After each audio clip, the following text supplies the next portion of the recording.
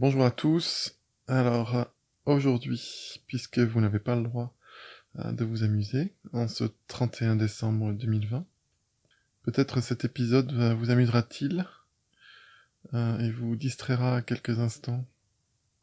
Et oui, on va parler d'érotisme, et plus particulièrement de haïku érotique. Mais avant de vous en donner quelques exemples, ces petits avertissements.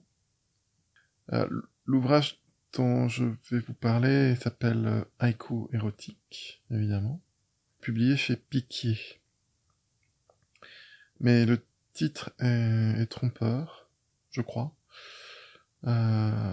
Ou alors il faut s'entendre sur la définition de l'érotisme. Alors, définition de l'érotisme. Ce qui a trait à l'amour physique, au désir et au plaisir sexuel. Ok. Pourtant, quand on parle d'érotisme, on a plus une idée en fait de choses légères, des choses évoquées.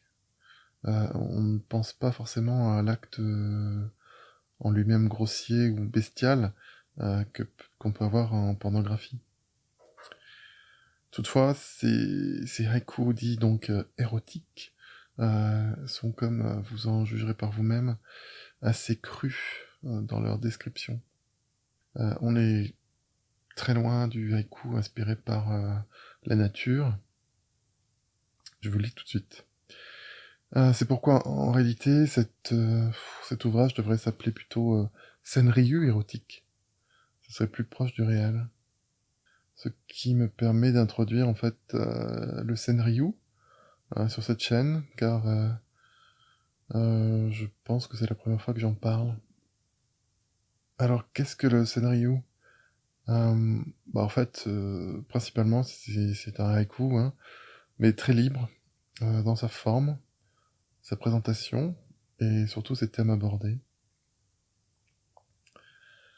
L'humour est sa principale substance, puisqu'on va surtout traiter de satire sociale. On se moque un petit peu comme un pamphlétiste de 17 syllabes, des puissants, des riches, de la hiérarchie sociale, quoi, en fait. Et donc, dans l'exemple qui nous intéresse, on parlera donc de moines, de domestiques, de courtisanes, etc. Je vous ai sélectionné un exemple pour chacun des chapitres qui figurent dans ce recueil, qui n'est rien d'autre qu'une sorte de mini-anthologie sur le sujet. Alors je m'excuse si vous entendez des bruits peut-être d'arrière-fond. Il y a beaucoup de Mistral en ce moment. Alors, donc comme on disait, c'est pas vraiment des haïkus, parce qu'en fait les haïkus c'était plutôt réservé à une sorte d'élite en fait, hein. Même si déjà le haïku théoriquement échappe à la tradition ancestrale de la poésie asiatique, puisque d'un seul coup il est dans les mains de la population générale et est à sa portée, loin des hautes cours. Alors donc voyez le scénario comme une sorte de défouloir pour les petites gens, c'est-à-dire les non-nobles quoi, de l'époque. Car tout ce que je vais vous lire date à peu près de l'époque Edo au Japon, également fréquenté par un certain Basho, qui n'apparaît pas dans ce recueil, bien évidemment. Alors vous êtes prévenus, certains Senryu sont obscènes et grossiers. Voilà. Donc on va commencer. Alors si vous voulez arrêter le podcast, c'est maintenant.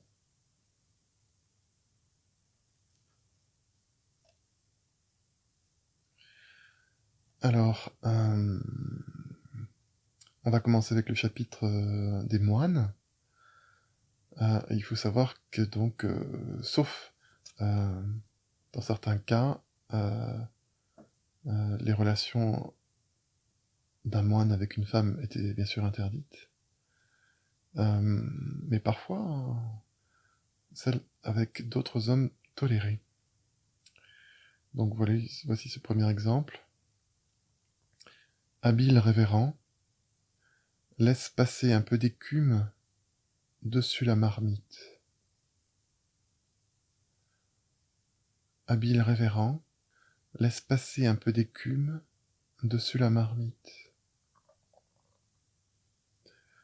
Donc, je vais pas vous les expliquer clairement. Sachez que l'écume, à quoi peut correspondre après vous l'écume en sexualité? Et dessus la marmite appartient bien sûr à un jeune novice par exemple. Ok? Voilà. Donc c'est des haïkus érotiques ça. On continue avec les dames du palais. Donc ces chères dames très hautaines et arrogantes et plus ou moins inaccessibles. Alors celui-là, accrochez-vous. Quand on a d'un buffle retiré les cornes, deux dames s'en trouvent fort bien. Quand on a d'un buffle retiré les cornes, deux dames s'en trouvent fort bien. Les cornes de buffle, qu'est-ce que ça peut être ce truc-là? Sachez que à l'époque, on pouvait les tailler et on pouvait les joindre à la base en fait. Ce qui pouvait donc faire l'objet d'un jouet sympathique quand on voulait jouer à deux dames par exemple. Oui, oui, je vous avais prévenu. Maintenant, on continue. On va parler de la vie conjugale. Très bien. Celui-là, je pense qu'il se passe d'explications. Quand il dresse son mât, l'épouse s'empresse alors de prendre la barre. Quand il dresse son mât, l'épouse s'empresse alors de prendre la barre. Donc voilà, on est vraiment dans le classe. Hein. Oui, oui, c'est très chic tout ça. Vous comprenez pourquoi c'est mieux de dire peut-être scénario érotique que haïku. Bon, maintenant on va faire un petit tour du côté des domestiques. Parce que les domestiques, c'est bien lorsqu'on se lasse un petit peu de la vie conjugale. Par 3 fois sa femme, ayant tenté d'éveiller, il rampe vers la bonne. Par 3 fois sa femme, ayant tenté d'éveiller, il rampe vers la bonne. Allez, on continue. Je sais que c'est plus Noël, mais j'ai envie de vous gâter. Maintenant, les veuves. D'une blessure de buffle... Tiens, encore le buffle. Je recommence. D'une blessure de buffle, le médecin doit soigner nombre de victimes. D'une blessure de buffle, le médecin doit soigner nombre de victimes. Donc voilà. Bah oui, faut faire attention, parce que certaines étaient peut-être plus taillées que d'autres, on pouvait se blesser, hein. Surtout quand on était veuve. Bon, je ne l'explique pas plus, puisque vous avez déjà compris celle-là avec le buffle de tout à l'heure.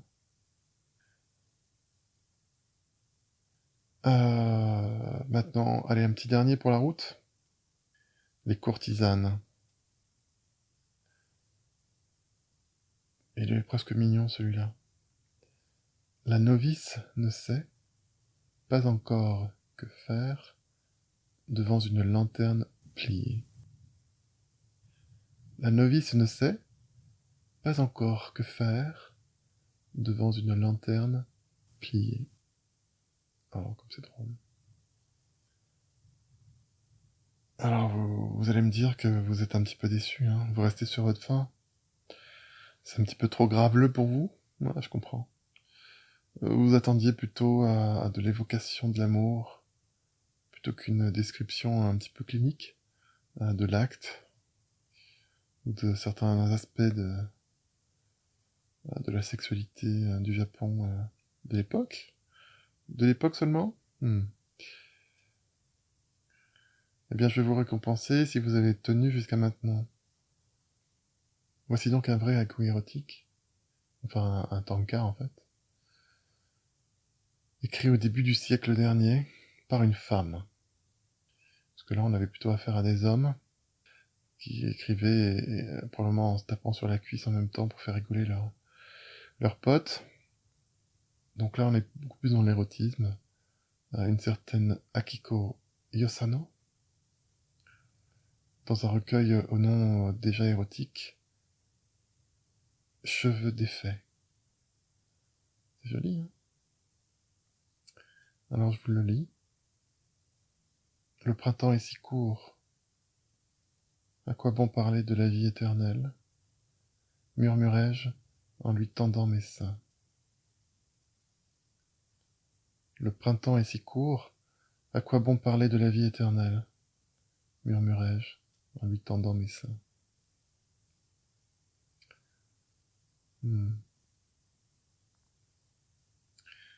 Et pourtant, ce simple poème a valu à son auteur une très mauvaise réputation. Ouais, ouais. Aujourd'hui, on trouve ça très joli, mais à l'époque, une femme libérée qui s'exprime comme ça dans un Japon de 1901, quelle vulgarité. Mm. Allez, ce sera tout pour cet épisode et pour 2020. J'espère que ça vous aura plu. Je vous souhaite une très bonne année 2021, pleine de liberté, qu'il vous faudra peut-être prendre. Je vous embrasse tous et je vous dis à très bientôt pour un prochain épisode.